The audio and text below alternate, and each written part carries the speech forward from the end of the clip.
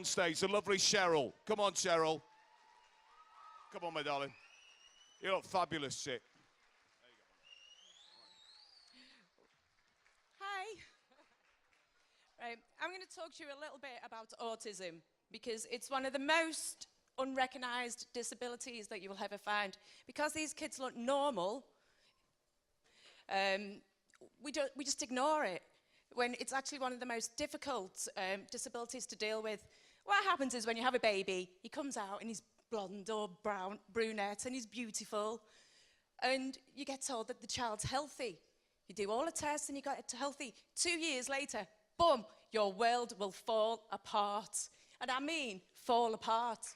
You go through grief because you believe you had a child, and then there's that child you've got now is not the child you thought you were getting.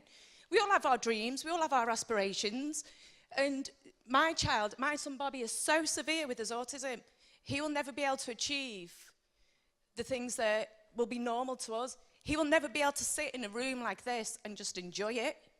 He will never be able to go to, say, an ice rink or the cinema. He will never, ever be able to do them things. He can't cope with social situations. He is 8 years of age. He's still in nappies. He can't talk. So what I did is I collected 185 mobile phones. I exchanged them with the Hearts and Minds iPad scheme and swapped them from an iPad. My son can now communicate with me, with you, with anybody else.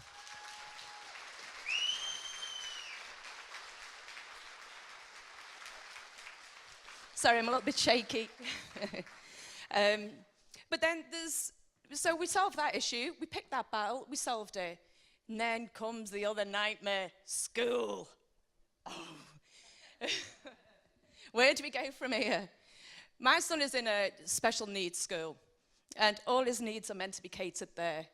But in this school, he wasn't provided with speech therapy, he wasn't provided with occupational therapy, he received nothing. They took it all away from him. Now, the way I want you to look at it is, if there was a child that was deaf, how would you feel if we took away his hearing aid? If a child had no legs or was immobile, how would you feel if we took away his wheelchair? That's what they did to my son. They immobilized him by taking away everything that he needed to progress in life. So one day, my son comes home from school covered in bruises. Now, my son cannot tell me how he got them bruises. And it was very severe bruising. He can't talk for himself. Nobody at the school would talk for him. So I had to go to Hearts and Minds and pull in for their family support service. And I'm actually in the process of taking the council to court. And I'm going to win. But I wouldn't be able to do that without Hearts and Minds. Also, they refused to give him his disability living allowance. Now, it's not about the money. I've had it several times where people say to me, oh, it's just you want the cash. It's not about the money. It's about what being awarded disability living allowance gives my child, the rights it gives him, the opportunities it can give him. You can't access certain services unless you are regarded as disabled. So without disability living allowance, you're not regarded as disabled. So therefore, my son we can't even park near a door so we can get in. We can't do anything. So I'm also taking department worker pensions to court.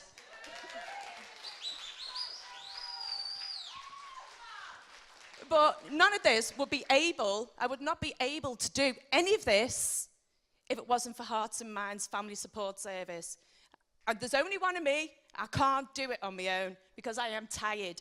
My son sleeps 3 hours a night. He's typical autism. He has his obsessions.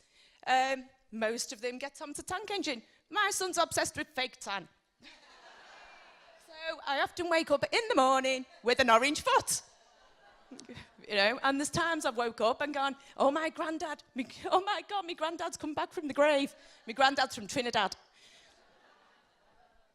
So all I'm asking you to do tonight is to help more children the way Hearts and Minds have helped my son, because there are families out there, they just can't cope and they need this family support. They need it so badly. It's unbelievable. They need the help with getting the child diagnosed in the first place. They need help making sure the child gets the right education. We are stealing the education from these children, so let's help them get the right one.